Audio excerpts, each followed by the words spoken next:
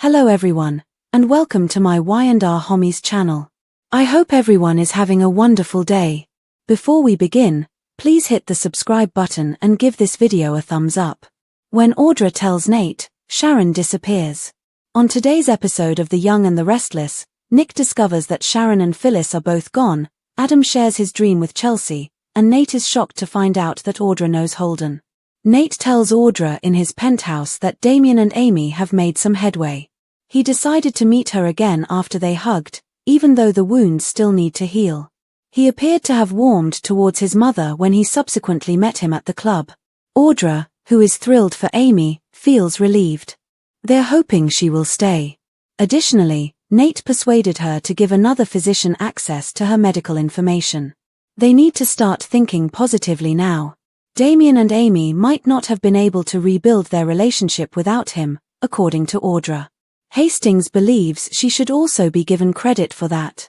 He believes that Holden was motivated to encourage Damien to give his mother a chance by what Audra said to him.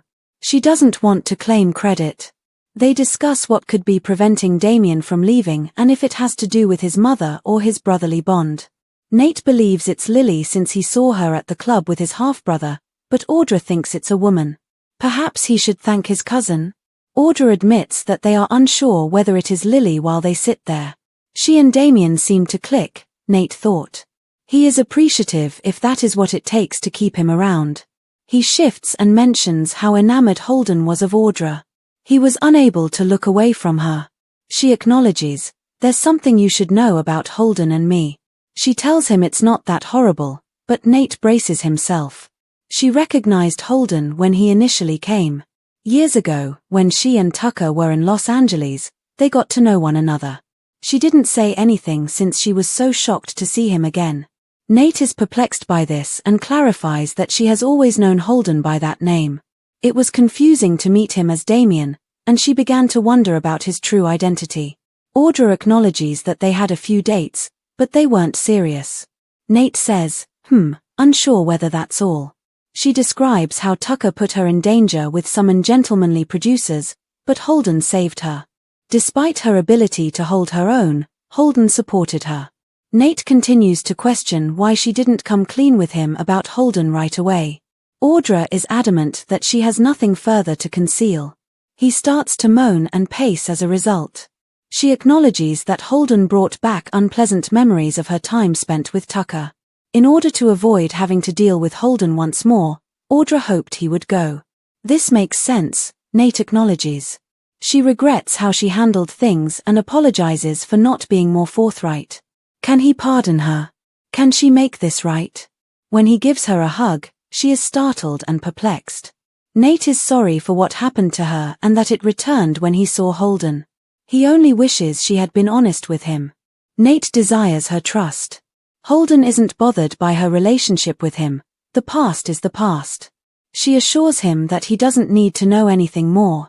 They share a kiss. Chelsea is asked to try again by Adam. Adam plays chess alone at the old ranch home. He remembers the dream in which Chelsea told him she was falling in love with him again as he looks at the board. Chelsea cuts him off and inquires as to if he is working against himself. Before explaining that Connor tricked her into taking the day off so he could go ice skating, she questions whether she needs to learn how to play. They discuss how their son has the power to force them to do whatever. He is difficult to avoid. They joke that he always gets what he wants and even convinced her to see Rudy last night. Chelsea acknowledges that moving in has been enjoyable after being teased about how they sniffed through it. Despite her misgivings, their youngster is doing well. Adam is certain that it is beneficial for him to have instant access to both of his parents. Adam inquires about Chelsea's adjustment to living there when he gets them coffee. She acknowledges that she feels comfortable and at home. She was first concerned that everything would make her think about Victor, but this is not the case. She doesn't visit his family very much, and it's actually rather quiet there. The property seems like theirs, and she's settled in. It's their own little universe, he says. Their son appears to think that way. Adam has been acting strangely for the past few days, Chelsea notes. He puts down his coffee and says he must be honest about his feelings. He believed that living with her would be easy, but he finds it challenging. Seeing her there with their son makes him very happy. He finds it difficult to resist falling in love with her again, though, because she is there. Chelsea fidgets and says she didn't think he would say that. Adam acknowledges that a dream upset him after stating unequivocally that he doesn't want to put any pressure on her. Chelsea stated that she believed they ought to try again in the dream. That is all wishful thinking on his part, he is certain. He doesn't want her to isolate herself, but Chelsea recommends that they set some new limits. He wants them to be totally honest and to carry on as they have been. Chelsea acknowledges that both pleasant and unpleasant memories have been evoked by being with Adam. For the most part, it has brought back memories of their romantic days. He recalls that they enjoyed themselves. She remembers him watching The Outsiders, feeding Connor's cat, and assisting her with her GED studies. It was lovely to wake up in his embrace as well. Adam recalls getting married at his mother's farm after proposing to her in the rain. They were ecstatic at the time. Chelsea sniffles and acknowledges that, despite the unpleasant memories resurfacing, she wants that happiness once more. Adam wants to know whether she has changed her mind about them, but he doesn't want to press. He grabs her hand as she wipes away a tear and wonders whether trying again would be so terrible. Chelsea sighs and acknowledges that she has considered it. She just assumes that would be negative. A voice in her thoughts, though, questions if it may work. They would need to go very slowly and with extreme caution. Adam recommends that they begin with a casual activity, such as supper by itself. That would be nice, she adds with a smile. He would, too. Mariah and Nick discover Sharon is absent. Mariah is finishing up some work when Nick enters into Crimson Lights. He notes that while he was meant to meet with Sharon, he has not received a response. She shows him images of Aria's numerous Valentine's Day ensembles on her phone while they sit together. Nick receives voicemail as he attempts to contact Sharon again. Mariah contacts the office after realizing she hasn't heard from her mother in a day or more. They also haven't heard from her. Chance shows up and listens. He inquires as to if Sharon is experiencing any problems, noting that Phyllis also appears to have vanished. Nick clarifies that Summer phoned him to discuss her worries. Given all that has been happening, the police officer can see why Summer and Daniel are concerned. Nick leaves to check in by calling ranch security. Nor have they seen Sharon. Mariah attempts to remain calm. The investigator questions whether this has anything to do with Phyllis' disappearance. Summer and Daniel's concern level rises. In order to meet her brother, Summer jogs into the athletic club.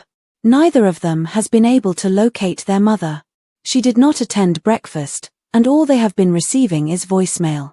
He has contacted clinics and emergency rooms without success, and she has spoken with the personnel, but no one has seen her.